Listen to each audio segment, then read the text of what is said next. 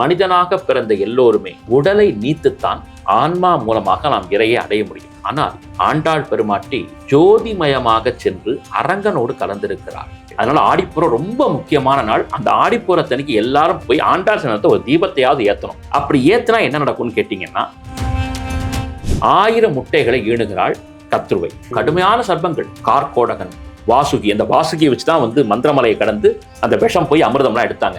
மிகப்பெரிய சக்தி படைத்த தட்சகன், பயங்கரமான சக்தி மிகுந்த நாகங்கள் பிறந்தது. அதுல முதல் பிறந்தவர் தான் ஆதிசேஷன், 1000 தலை கொண்ட ஒரே நாகம். அவர் மட்டும் சாத்வீகமா தவத்திற்கு சென்று விடுகிறார். அவர்தான் பெருமாளுக்கு படுக்கையாகும். பாம்பினுடைய வடிவம் என்பதுதான் கரு முட்டைக்குள் செல்கிறது. அந்த வடிவத்தை பார்த்தாலே பாம்பு மாதிரி தான் இருக்கு. அதனாலதான் ஒரு வீட்டுல குழந்தை பிறக்கலைன்னு சொன்னால் நாகதோஷம், சர்ப்பதோஷம்.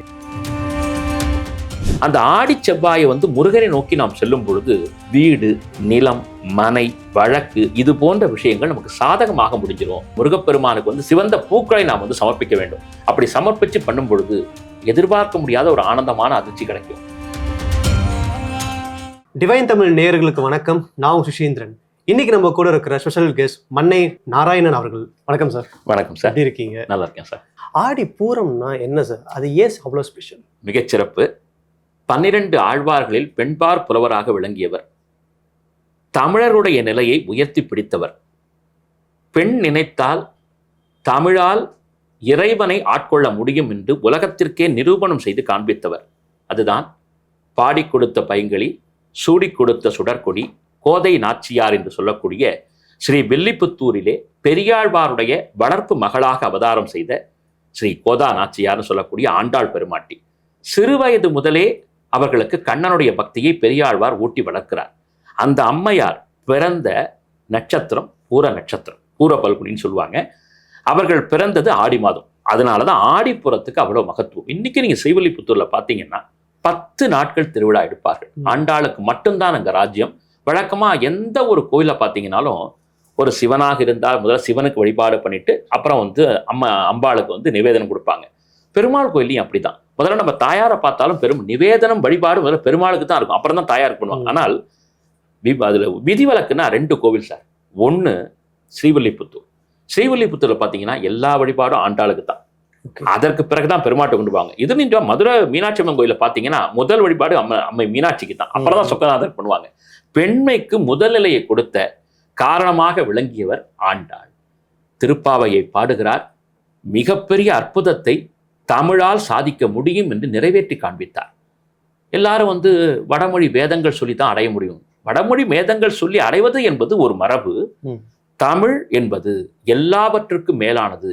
செந்தமிழில் கூப்பிட்டால் அந்த இறைவன் நிச்சயமாக நம்மை கைப்பற்றுவான் என்று சொல்லி நிரூபணம் செய்ததுனால ஆண்டாளுக்கு பெரிய மகத்துவம். ஆண்டாளுக்கு தேரெல்லாம் வச்சு ரொம்ப அற்புதமா பண்ணுவாங்க. நாச்சியார் திருமொழி அவங்க ஒரு அறிவியல் விஷயங்களே கூட எடுத்துக்காட்டினதா நம்ம பார்க்குறோம். வியாழம் உறங்கி வெள்ளி எழுந்ததுன்னு சொல்றாங்க. அப்படி பார்க்கும்போது அந்த காலகட்டத்தை வச்சு பார்க்கும்போது அந்த நேரத்துல அந்த நட்சத்திரத்தினுடைய பதிப்பை கூட, நட்சத்திரத்தினுடைய ஒளிர்விடக்கூடிய அந்த நிலையை கூட கிபி 6ஆம் நூற்றாண்டு 7ஆம் நூற்றாண்டிலேயே ஆண்டாள் பெருமாட்டி எடுத்துக்காட்டி இருக்கிறார். இன்னும் சொல்ல போனால் மனிதனாக பிறந்த எல்லோருமே உடலை நீத்துத்தான் ஆன்மா மூலமாக நாம் இறையை அடைய முடியும். ஆனால் ஆண்டாள் பெருமாட்டி ஜோதிமயமாக சென்று அரங்கனோடு கலந்திருக்கிறாள். இது வடிக்கப்பட்ட செதுக்கப்பட்ட வரலாறுல உண்மையாகவே நடந்த விஷயம். அதனால தமிழுக்கும் தமிழர்களுக்கும் பெருமையை தேடி கொடுத்ததுனால இந்த பூர நட்சத்திரத்தில் அவதரித்த ஆண்டாளுக்கு சிறப்பு செய்யக்கூடிய ஒரு அற்புதமான மாதமாக இந்த ஆடி மாதம் இருக்கிறது. இன்னும் சொல்ல போனால் இந்த பூர நட்சத்திரம் அப்படிங்கிறது பரணி, பூரம், பூராடம் சுக்கிரனுடைய ஆற்றல் பெற்றவைகள்.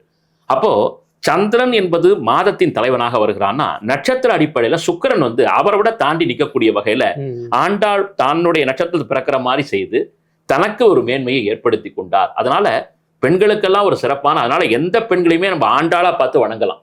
அவர்களுக்கு நம்ம எல்லாருக்குமே நான் சொல்றேன், ஆடி மாதத்துல நம் இல்லத்துல சகோதரிகள் இருக்காங்க, அம்மா இருக்காங்க, அக்கம் பக்கத்தில் இருக்கக்கூடிய சகோதரிகளை கூட பார்த்து அவர்களை நாம் இறைநிலையோடு கருதி அவர்களுக்கு நம்ம ஒரு வஸ்திரம் வாங்கி கொடுக்கறது, காலில் அணிவதற்கான காலணி வாங்கி கொடுக்கறது, அவங்க சாப்பிடுவதற்கு உணவு கொடுத்தது எல்லாம் செஞ்சா கூட அம்மனுக்கே நேரம் நம்ம செய்யற மாதிரி தான். அதனால ஆடிப்பூரம் ரொம்ப முக்கியமான நாள். அந்த ஆடிப்பூரத்தன்னைக்கு எல்லாரும் பக்கத்துல இருக்கக்கூடிய ஆண்டாள் கோவில் பெருமாள் சன்னிதானத்துக்கு போய் ஆண்டாள் சன்னிதானத்தை ஒரு தீபத்தையாவது ஏற்றணும்.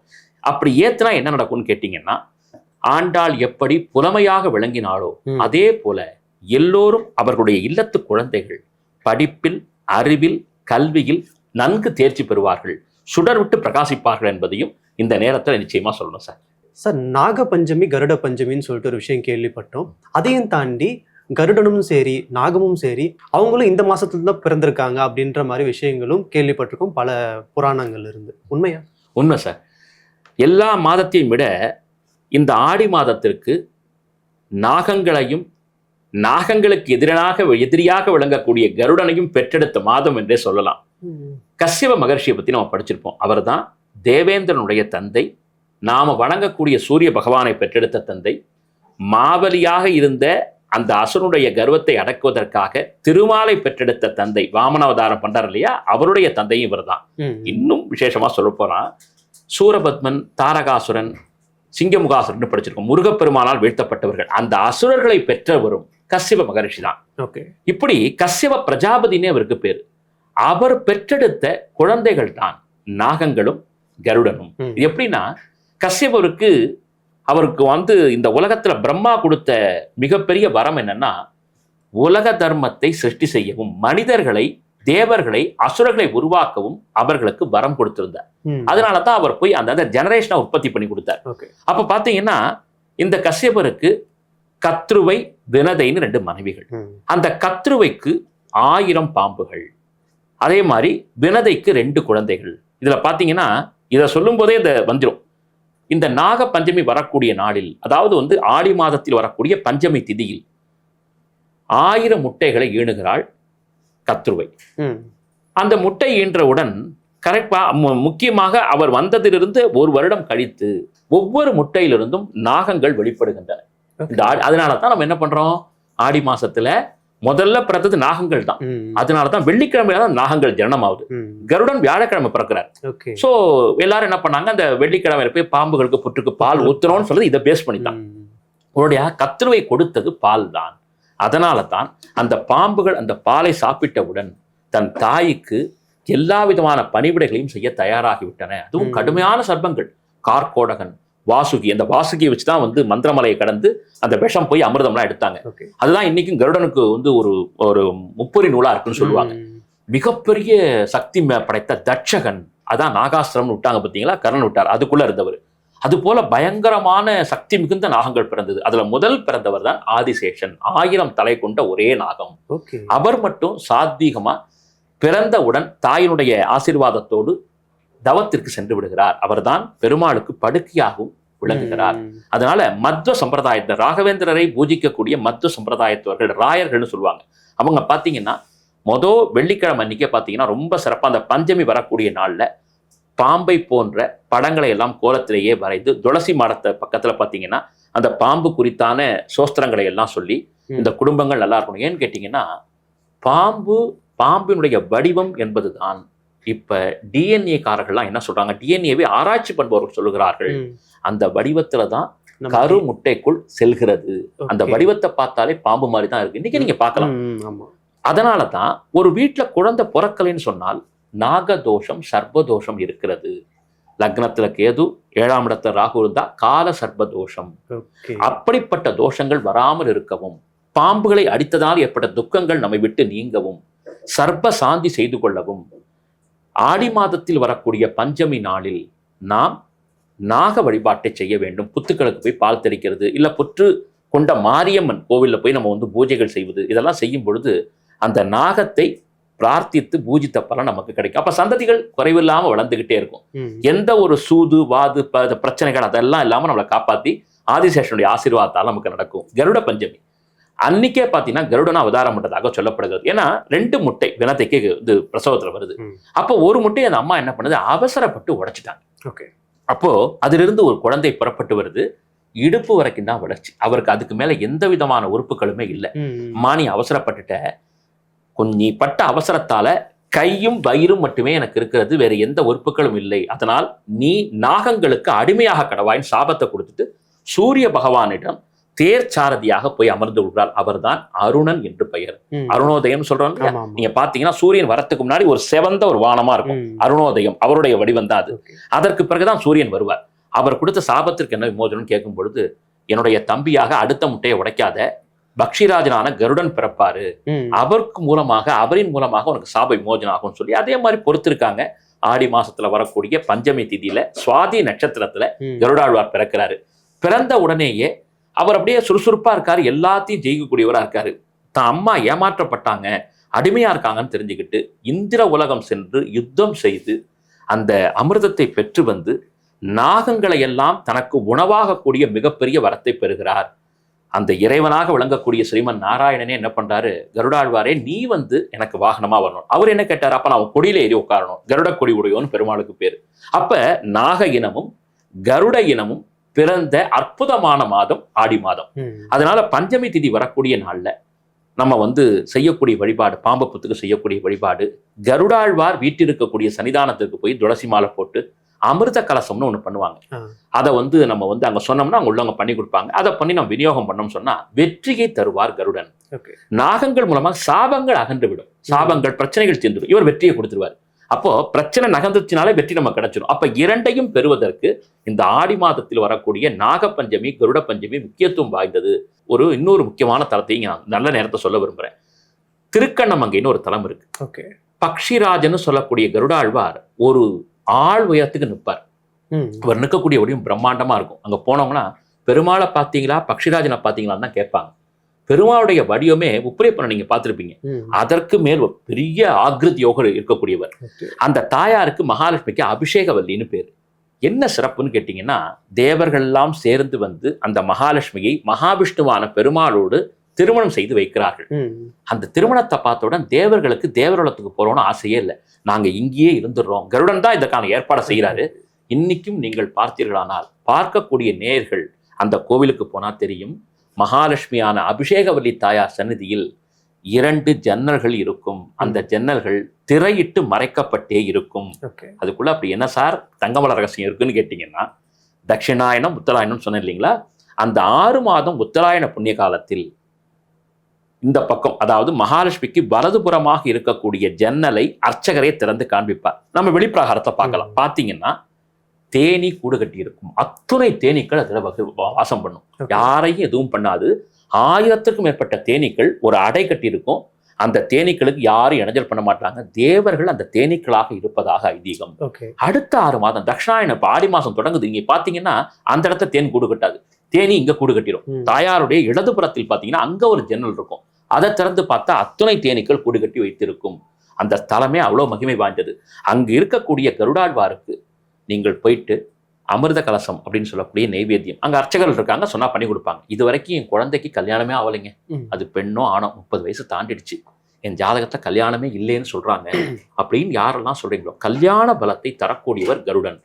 கட்டம் போட்ட புடவை தான் கட்டுவாங்க, கருடனுக்கு கட்டம் போட்ட புடவை தான் கட்டுவாங்க. அந்த வழிபாட்டை செஞ்சுட்டு வந்தோம்னா கல்யாணம் என்பது 48 நாளில் நடந்துவிடும். அதையும் இந்த நேரத்துல நம்முடைய நேயர்களுக்கு சொல்லிக்க ஆசைப்படுறேன். கடைசி கேள்வி, ஆடி மாசத்துக்கு அம்மன் தான் ரொம்ப ஸ்பெஷலான ஒரு கடவுளா பார்த்துட்டு இருக்கோம். ஆனா முருகனுக்கும் இந்த ஆடி மாசத்துல வந்து ஸ்பெஷலான ஒரு நாள் இருக்குன்றாங்க. அது எந்த நாள் சார்? ஆடி மாதத்தில் வரக்கூடிய செவ்வாய்க்கிழமை எல்லாமே முருகப்பெருமானுக்கு உகந்த நாளாக சொல்லப்படுகிறது. ஏன்னு கேட்டீங்கன்னா, இந்த ஆடி மாதத்தில் வரக்கூடிய செவ்வாய்க்கிழமை தான் முருகனுடைய படை தளபதியாக விளங்கிய வீரபாகு தேவருக்கு தளபதியாக முடிசூட்டப்பட்ட நாளாக கருதப்படுகிறது. இப்போ யுத்தத்துக்கு போயாகணும், சூரபத்மன் அழிக்கணும் அப்படிங்கும்போது படை தலைமை ஒருத்தர் எடுத்துக்கணும்ல, அதுக்கு வீரபாகு தேவருக்கு முடிசூட்டப்பட்ட ஒரு நாள் ஆடி செவ்வாய். அதனால இந்த பொதுவா சேனை தளபதிகள், காவலர்கள், காவல் பணி புரியக்கூடியவர்கள், காக்கக்கூடியவர்கள் எல்லாமே செவ்வாயினுடைய கணக்குல வந்துருவாங்க. அதனால இந்த ஆடி மாதத்தில் செவ்வாய் வரும் பொழுது, அதாவது செவ்வாய்க்கிழமை வரும் பொழுது முருகப்பெருமானுக்கு அந்த எல்லா கிழமைகளுமே வந்தது. அதனாலதான் இன்னைக்கும் பாத்தீங்கன்னா ஆடி செவ்வாயை மனதில் வைத்துக்கொண்டு வைத்தீஸ்வரன் கோவிலுக்கு பலரும் பாத யாத்திரையாகவே போவார், செவ்வாடை அணிந்து செல்வார்கள். அது போல பழனிக்கு போயிட்டு வருவாங்க. அந்த ஆடி செவ்வாயை முருகனை நோக்கி நாம் செல்லும் பொழுது வீடு, நிலம், மனை, வழக்கு இது போன்ற விஷயங்கள் நமக்கு சாதகமாக முடிஞ்சிடும். இவனுக்கெல்லாம் வாய்ப்பே இல்லைங்க, நான் ஏதோ ரொம்ப கஷ்டப்பட்டு ஏதோ மாசத்துக்கு 1000-2000 சம்பாதிக்கிறேன், எனக்கு எப்படி வீடு நடக்கும்னா, அவர்கள் எதிர்பார்க்க முடியாத ஒரு ஆச்சரியத்தை ஆடி மாதத்தில் வரக்கூடிய செவ்வாய்க்கிழமைகளில் நாம் செய்தோமானால் முருகப்பெருமானுக்கு வந்து சிவந்த ஆடைகள் சிவந்த பூக்களை நாம் வந்து சமர்ப்பிக்க வேண்டும். அப்படி சமர்ப்பிச்சு பண்ணும் பொழுது எதிர்பார்க்க முடியாத ஒரு ஆனந்தமான அதிர்ச்சி கிடைக்கும். திடீர்னு யாராவது ஒருத்தவங்க வருவாங்க, சரி உங்களுக்கு என்னால் முடிஞ்சது என் வீட்டை வந்து நான் எழுதி கொடுத்துட்டு போறேன், அப்படி கூட ஒரு ஆச்சரியம் நடந்திருக்கான்னா கன்னியாகுமரியில் நடந்திருக்கு. கன்னியாகுமரியில் இப்படி வந்து நடந்த விஷயத்த ஒரு 10 வருடங்களுக்கு முன்னால் தினமணி பத்திரிகையில நான் படிச்சிருக்கேன். அவர் சொல்றாரு, நான் ஆடி செவ்வாய் விரதம் இருந்தேன், எங்க எம்பெருமானை பார்க்கறதுக்காக நான் திருச்செந்தூர் போய் வழிபாடு பண்ணிட்டு வரும்பொழுது எனக்கு திடீரென்று ஒரு பெரிய பாக்கியம் கிடைத்ததுனால வீட்டுக்குள்ளேயே யாரும் முருகனை வச்சிருக்க மாட்டாங்க. முருகனுக்கு வீடே கட்ட மாட்டாங்க, யாரும் பிள்ளையார வைப்பாங்க. ஆனால் அவர் வள்ளி தேவயானையோடு ஒரு கன்னியாகுமரியில முட்டம் நினைக்கிறேன் அந்த பகுதியில வந்து ஒரு வீடு கட்டியிருக்காரு. அந்த வீட்டுக்குள்ள முருகப்பெருமான் இருக்காரு. ஆடி செவ்வாயில தான் அவங்க வந்து சிறப்பான வழிபாடே இங்க செய்யறாங்க, தேன் தினைமாவெல்லாம் வச்சு. அதனால கண்டிப்பாக ஆடி செவ்வாய்க்கிழமைகளில் முருகனுடைய வழிபாட்டை செய்யும் போது, வேல் வழிபாடு செய்யும் பொழுது நம்மை சுற்றி இருக்கக்கூடிய தீய சக்திகளாகட்டும், நமக்கு தேவையில்லாத பிரச்சனைகள் வரக்கூடியவர்கள், அதாவது யாரெல்லாம் நமக்கு தேவையில்லாத பிரச்சனைகளை ஏற்படுத்துறாங்களோ அவர்கள் கூட அடங்கி விடுவார்கள் என்பதுதான் இந்த நேரத்தில் சொல்ல வேண்டிய உண்மையா. இந்த ஆடி மாசத்தோட ஸ்பெஷல் நாளா வரலட்சுமி நோன்பு இருக்கு சார். நிச்சயமா என்ன சிறப்பு? வரலட்சுமி நோன்புன்னு சொல்லும் பொழுது ஆடி மாதமே மகாலட்சுமிக்கான ஒரு மாதமாக இருக்கிறது. அதுவும் வெள்ளிக்கிழமையில, அது முதல் வெள்ளிக்கிழமையோ இல்லை கடைசி வெள்ளிக்கிழமையோ பார்த்தீங்கன்னா இந்த வரலட்சுமி வழிபாடு அப்படிங்கிறது ரொம்ப சிறப்பாக செய்வாங்க. இந்த வரலட்சுமி வழிபாடு என்பது எதுக்குன்னு நீங்க கேட்டீங்கன்னா, அதுவரை நம் இல்லத்தில் வராமல் இருந்த செல்வங்கள் குமிவதற்கும், நமக்கு தேவையான அளவுக்கு வாழ்வில் நிலைத்த செல்வத்தை பெறுவதற்கும், வீடு ஒரு செல்வம், மனைவி ஒரு செல்வம், வாழக்கூடிய வாழ்க்கை ஒரு செல்வம், நமக்கு கிடைக்கக்கூடிய வாகனம் ஒரு செல்வம், இது போன்ற செல்வங்கள் நமக்கு, அதாவது அடிப்படையான செல்வங்கள் சார். நமக்கு வந்து அறம், பொருள், இன்பம், வீடுன்னு சொல்லுவாங்க. இது 4 கிடைச்சிருச்சுன்னு சொன்னாலே நாம நல் வாழ்க்கையை பெறலாம். அப்படிப்பட்ட 4 வகை செல்வங்களை தரக்கூடியவள் தான் வரலட்சுமி என்பது. இன்னைக்கு பார்த்தீங்கன்னா திருச்சானூர்ல பத்மாவதி தாயார் அன்று அந்த வரலட்சுமி நோன்பன்னைக்கு பார்த்தீங்கன்னா அற்புதமாக ஒரு ஊஞ்சல்ல வச்சு வழிபாடு செய்வாங்க. அன்னைக்கு பார்த்தீங்கன்னா சுமங்கலி பெண்கள் எல்லாம் சேர்ந்து ஒரு அற்புதமான ஒரு குடத்துல ஒரு சின்ன ஒரு கலையை வச்சு அதுல வந்து அம்பாளாகவே வடிவங்கள் எல்லாம் வச்சு சுமங்கலி பெண்களை எல்லாம் கூப்பிட்டு மகாலட்சுமியினுடைய துதிகளை எல்லாம் சொல்லி அம்பாளுக்கு பிடித்த பலகாரங்கள்லாம் செஞ்சு அம்மாளுக்கு வழிபாடு செஞ்சு எல்லாருக்கும் கொடுப்பாங்க. அப்ப தனலட்சுமியும் அதுல வராங்க, தானிய லட்சுமியும் அதுல வராங்க. அதனால தனமும் தானியமும் ஒருத்தர் வீட்டுல இருந்துச்சு அப்படின்னு சொன்னால் அவர்களுக்கு குறையே இருக்காது. முக்கியமா சார், இந்த வரலட்சுமி நோம்பினுடைய தத்துவம் ஒன்று சொல்லணும். கஸ்யப மகரிஷி இதை பத்தி சொல்றாரு. சில வீடுகளை பார்த்தீங்கன்னா எப்போ பார்த்தாலும் சண்டை வந்துகிட்டே இருக்கும். பிள்ளைகளால சண்டை, கணவனால சண்டை, மனைவியால சண்டை, மாமியாரால சண்டை, ஏதோ ஒரு பிரச்சனை வந்துகிட்டே இருக்கும். என்னைக்குமே போராடிய வீடு நீராடும்னு சொல்லுவாங்க.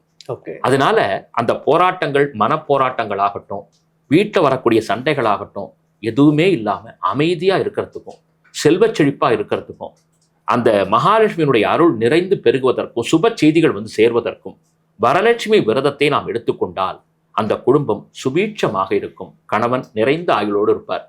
என்னைக்குமே பார்த்தீங்கன்னா 80 வயது ஆனால் கூட அந்த கணவன் மனைவிக்குள்ள அந்த அன்பு என்பது போகாமல் இருக்கும். அதை வரலட்சுமி நோன்பு தரக்கூடிய ஒரு பெரிய ஒரு அதிர்ஷ்டம்னு சொல்லலாம். அதே மாதிரி குழந்தைகள், அவர்கள் வந்து யாரும் சொல்லாமலே நன்கு படிச்சு பெரிய ஆளா வந்துருவாங்க. அதே மாதிரி வீட்டுக்கு வரக்கூடியவங்கள்லாம் அந்த வீட்டை பார்க்கும் போதே தெய்வம் வாசம் பண்ணுதுன்னு சொல்லுவாங்க. அப்படிப்பட்ட ஒரு ஆசீர்வாதத்தை தரக்கூடியது தான் இந்த வரலட்சுமி விரதம். அந்த வரலட்சுமி விரதத்தை வெள்ளிக்கிழமை தான் செய்யணும். அப்படி செய்யும் பொழுது அந்த வரலட்சுமியினுடைய அருளால் அந்த வீடு மட்டும் கிடையாது, இந்த நாடே நல்லா இருக்கும் அப்படிங்கிறதையும் இந்த நேரத்தை நான் சொல்லி காசுறேன். ஆடி மாசத்தை பத்தி நம்மளுக்கு தெரியாத நிறைய தகவல்கள் நம்ம நேயர்களுக்கு சொல்லியிருக்கீங்க. ரொம்ப நன்றி. நன்றி சார்.